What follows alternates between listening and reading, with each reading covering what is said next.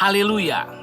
Yesaya 42 ayat 4 bagian akhir berkata, segala pulau mengharapkan pengajarannya. Saudaraku, hati Tuhan adalah hati misi. Dia mau misinya, kabar baiknya sampai ke seluruh bumi. Bahkan sampai ke pulau-pulau. Dan Indonesia adalah negara kepulauan. Tuhan memanggil kita untuk pergi mengabarkan kabar baik, untuk bermisi, menyampaikan pesan Tuhan, pesan keselamatannya, bahkan sampai ke pulau-pulau.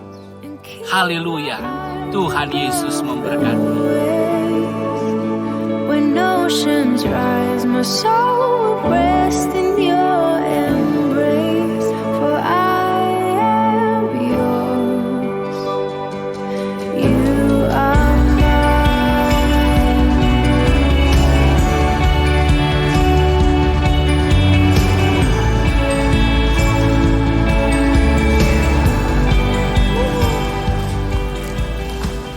Selamat datang di Eagle Rote. Welcome to Eagle Rote.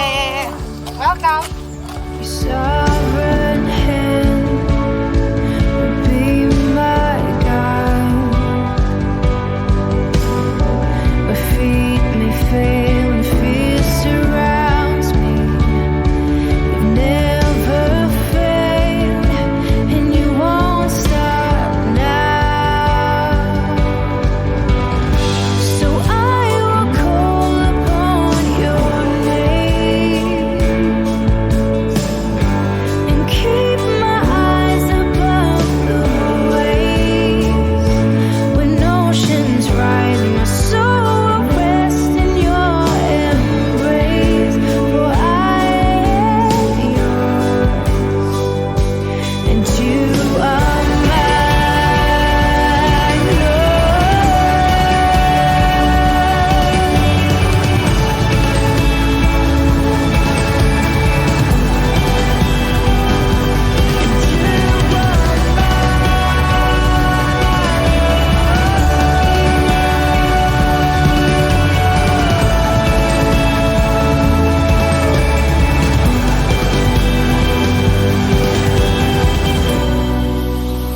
Shalom, perkenalkan nama saya Mesti. Saya berasal dari Solo, Jawa Tengah.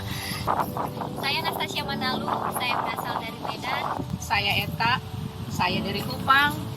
Saya ada di Rote, Oesosole, karena saya mengikuti panggilan Tuhan untuk melayani anak-anak. Perkenalkan, saya Etri, saya dari Palopo, Sulawesi Selatan. Perkenalkan, nama saya Sestri Kalai, asal saya dari Rote. Saya guru di Eagle School. Halo, perkenalkan nama saya Vita Dianti Mega, saya berasal dari Sumba Timur, Waingapu. Saya percaya saya ada di Eagle Rote di sini, saya untuk menggenapi Ayub 23 ayat 14, karena ia akan menyelesaikan apa yang ditetapkan atasku dan banyak lagi hal serupa. Itu dimaksudkannya. Saya percaya bahwa setiap kita punya panggilannya masing-masing untuk berada di misinya masing-masing, visinya masing-masing. Saya Pendeta Medi Sumanti. Dan saya Pendeta Vera Sumanti Mangare. Kami adalah pastoral Rote, kami orang Manado, melayani di Rote, dan kami terpanggil berdasarkan firman Tuhan, pergilah ke seluruh bumi, beritakanlah Injil dan jadikanlah semua bangsa menjadi muridmu. Dan kami melayani pastoral di Eagle School Rote, baik anak-anak, baik itu guru-guru dan juga buat orang tua. Tuhan Yesus memberkati. My trust is without borders. Let me walk upon the waters wherever you would call me. Take me Shalom, saudaraku. Rutinitas membuat jiwa kita penat akan segalanya. Bahkan untuk menghadapi hadirat Tuhan itu serasa susah. Untuk itu mari kita miliki hati yang mau bermisi. Karena ketika kita bermisi, jiwa kita disegarkan, pikiran kita dibukakan kembali apa isi hati Tuhan untuk kita semuanya. Tuhan memberkati. wherever you would call me. Take me deeper than my feet could ever wander, and my faith will be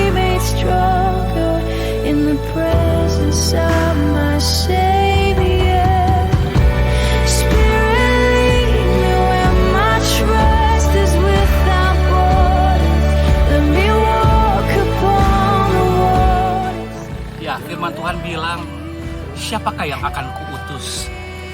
Biarlah kita seperti Yesaya berkata, ini aku, utuslah aku. Biar hati misi ada pada kita untuk mengabarkan kabar baiknya sampai ke seujung bumi. Haleluya. Tuhan Yesus I memberkati. will call upon your name. Keep my eyes above the waves. My soul will rest in your embrace. I am yours, and you are mine. Berikan ku hati seperti hatimu yang penuh dengan belas kasihan. Berikan ku mata seperti matamu, memandang tuaian di sekelilingku.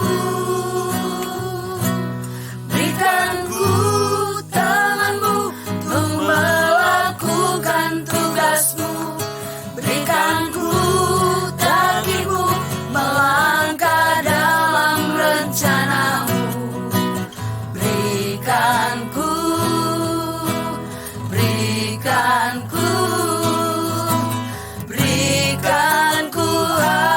hatimu.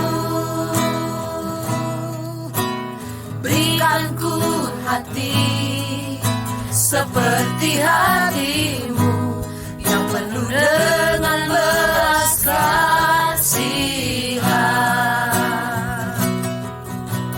Berikan ku mata seperti matamu, memandang tuaian di sekelilingku. Berikan ku tanganmu untuk melakukan tugasmu.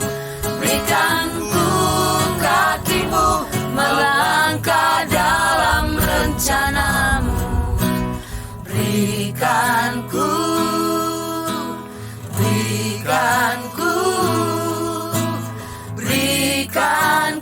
hatimu. Berikan ku tanganmu untuk melakukan tugasmu. Berikan ku kakimu melangkah dalam rencanamu. Berikan ku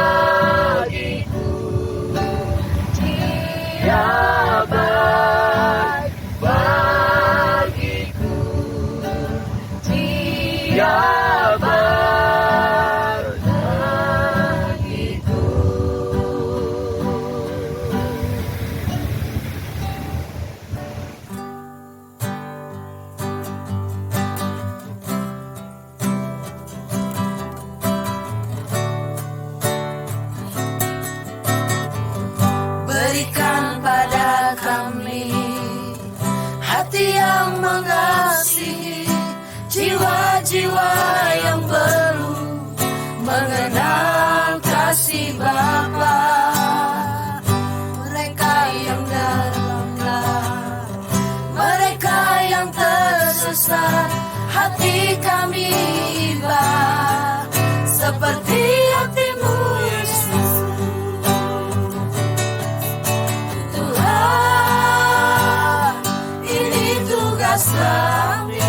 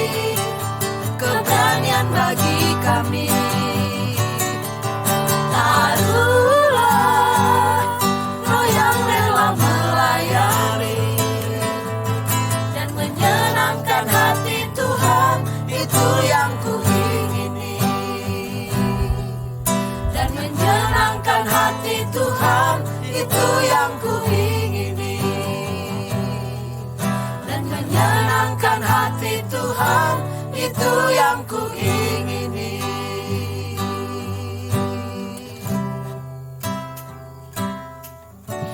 Haleluya.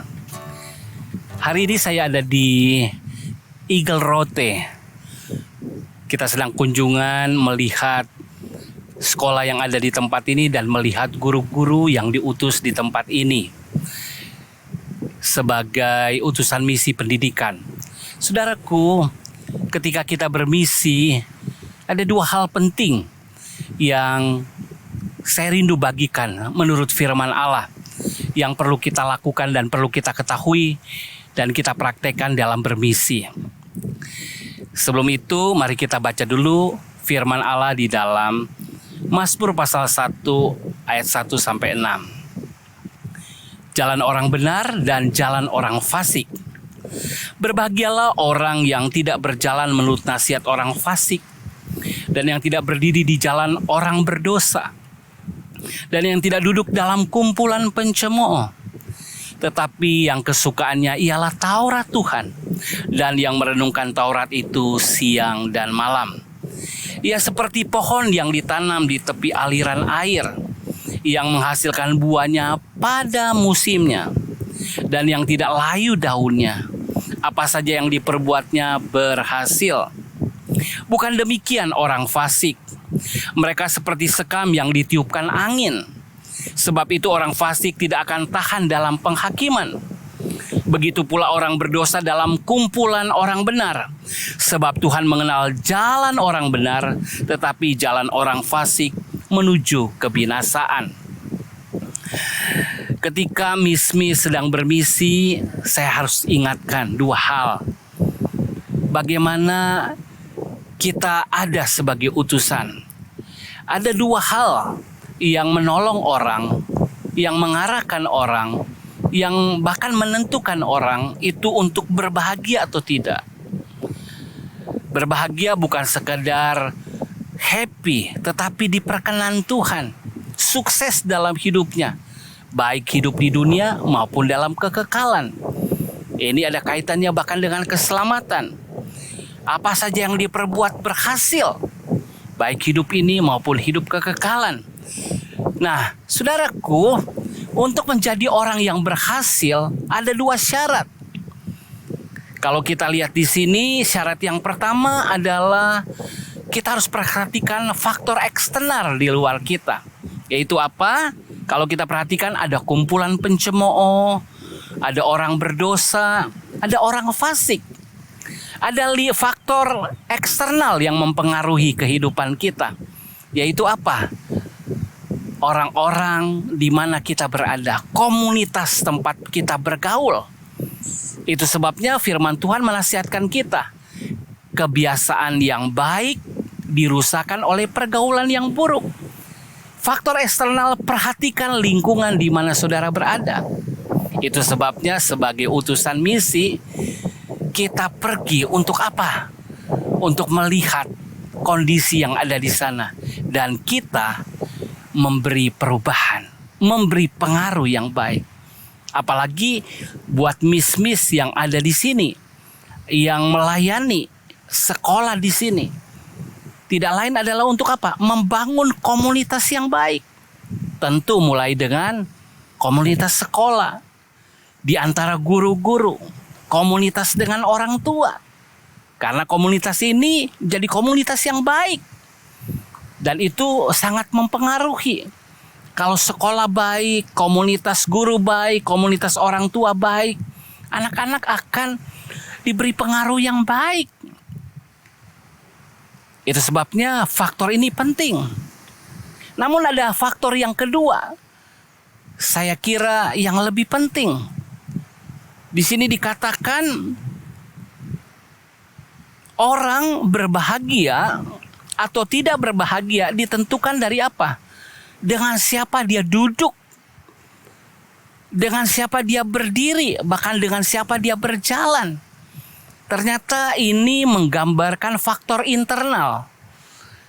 Duduk, berdiri, dan berjalan itu gambaran dari tindakan di dalam jiwa kita.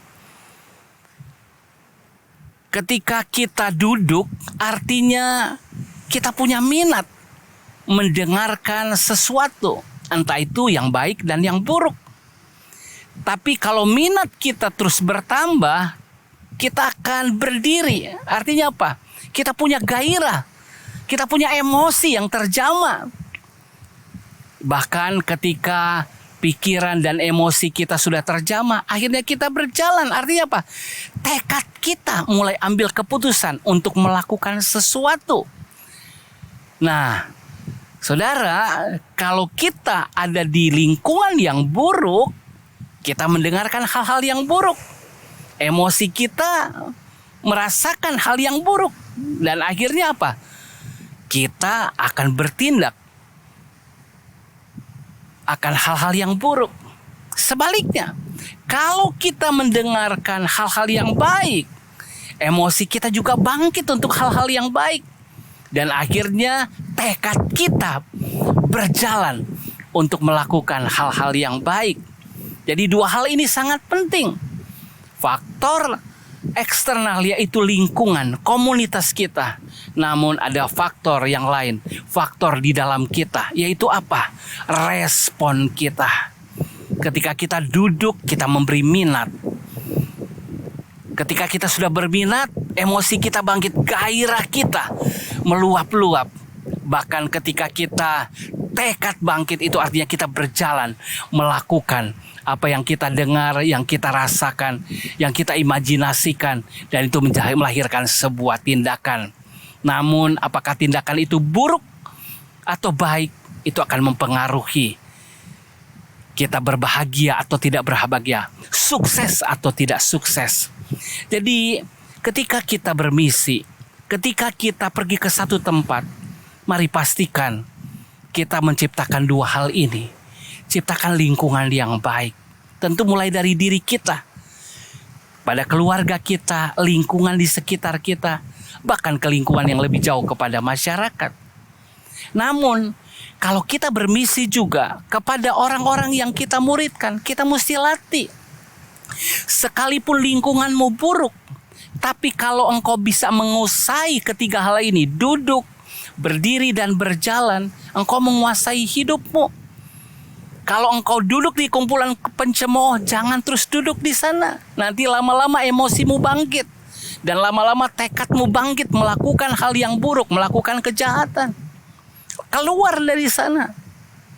Tapi sebaliknya juga, kalau engkau mendengar hal yang baik, jangan cuma mendengarkan, bangkitkan emosimu untuk menyukainya, untuk menyenanginya, untuk bergairah atasnya, sampai tekadmu bangkit untuk melakukan hal yang benar. Dan engkau menjadi orang yang benar, ada di jalan yang benar. Engkau orang yang berbahagia, engkau orang yang sukses hidupnya. Apa saja yang engkau perbuat berhasil.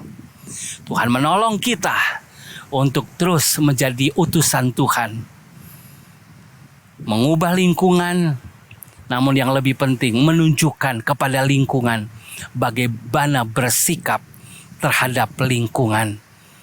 Bagaimana bersikap bahkan terhadap lingkungan yang tidak baik. Dengan menggunakan kehendak bebas kita untuk melakukan yang sebaliknya, yaitu hal-hal yang benar, hal-hal yang baik. Sehingga kita boleh menjalani jalan Tuhan. Tuhan Yesus memberkati. Haleluya. Mari kita berdoa. Bapa di surga, terima kasih untuk firman Tuhan.